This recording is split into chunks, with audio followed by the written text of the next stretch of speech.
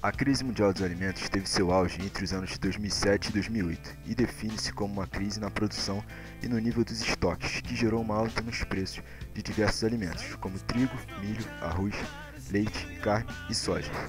Nos últimos 3 anos, o preço dos alimentos subiu em média 83%. Essa inflação tem impacto direto nas famílias pobres, especialmente aquelas de países importadores de alimentos e que gastam a maioria de sua renda com comida.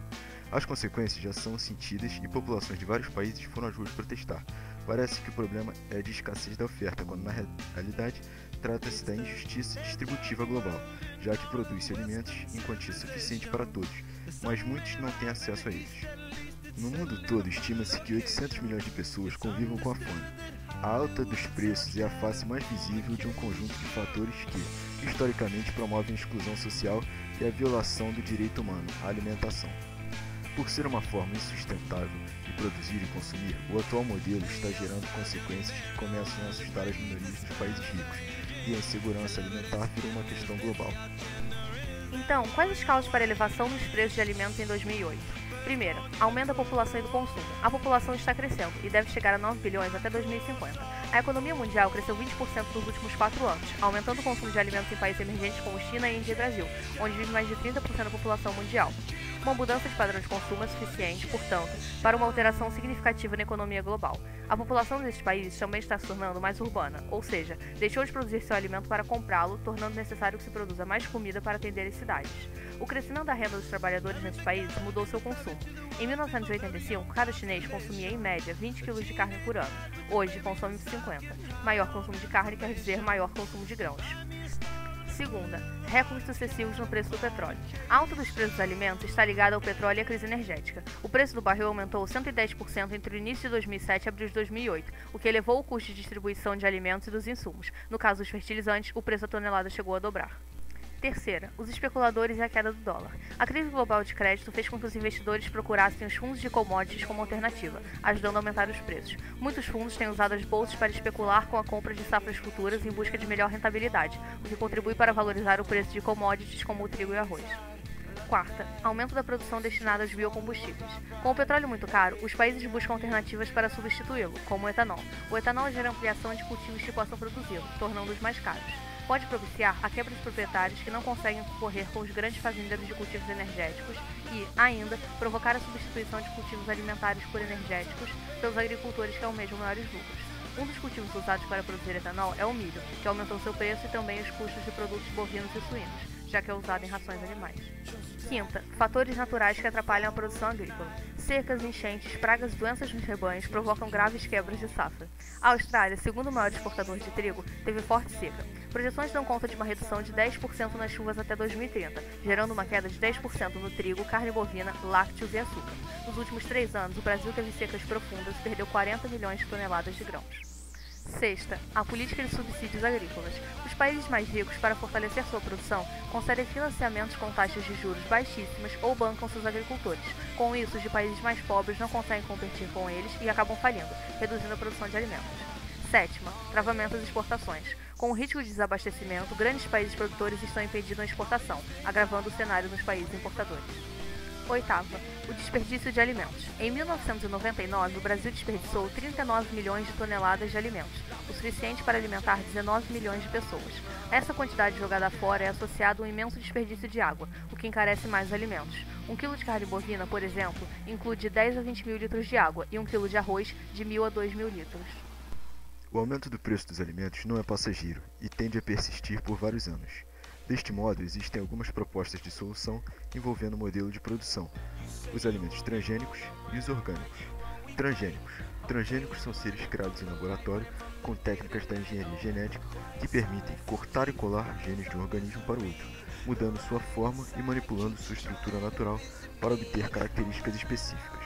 O uso dessa técnica é bastante controverso, apresentando vantagens e desvantagens, dividindo opiniões.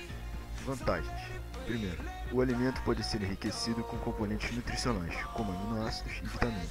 Segundo, o alimento tem a função de prevenir, reduzir ou evitar riscos de doenças, através de plantas modificadas para produzir vacinas, por exemplo.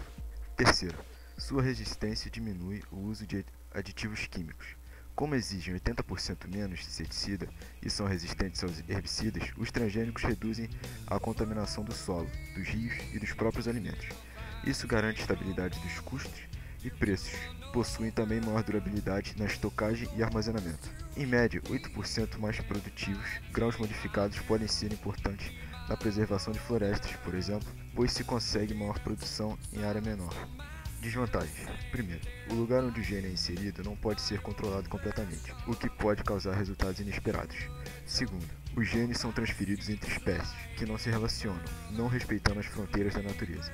Terceiro, a uniformidade genética aumenta a vulnerabilidade do cultivo, pois a invasão de pestes, doenças e ervas daninhas é maior em áreas que plantam o mesmo tipo de cultivo. Quarto, há evidências de que os cultivos transgênicos podem proporcionar um aumento de alergias em relação a cultivos convencionais.